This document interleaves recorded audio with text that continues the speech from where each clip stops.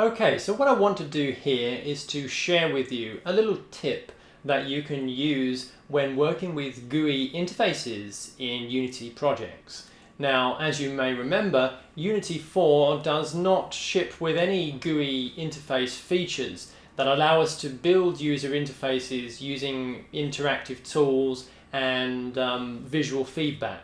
Instead, we have to resort to script files to hard code our interfaces. And this can be somewhat tedious, but there are some techniques that we can use to alleviate a lot of this tedium and to mimic some of the behavior of interactive editors.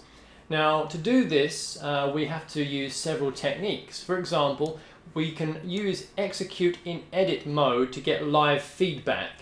And you'll notice here in the onGUI function of this class that I'm drawing a box, and what I'm passing into this function are variables, not hard-coded values.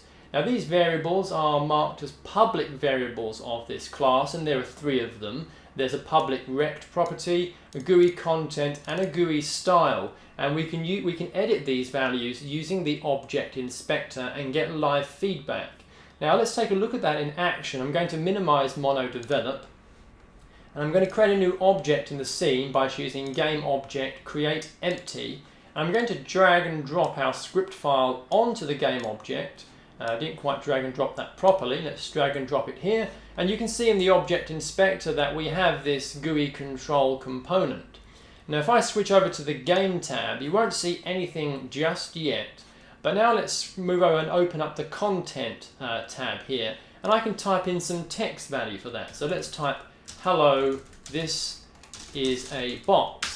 And as I begin to type in these values, you can see here in the game tab that it's updating in real time. I'm seeing these changes affect the controls. So hello, this is a box. I'm going to specify a width and height for the rect here. So let's say 100 pixels wide and 100 pixels tall.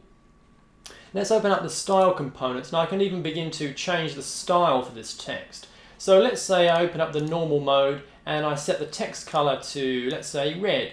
And you can see that updating in real time.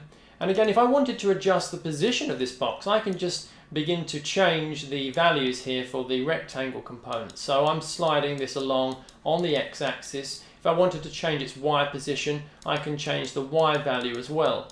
I can even move down further and enable word wrapping. Let's put a tick in that box here, and suddenly you begin to see this is wrapping around to the size of the box. I can I can add more letters and words, and all of a sudden you can see that these words are wrapping correctly. So this is a way we can kind of interactively design user interfaces just by designing our classes using these techniques.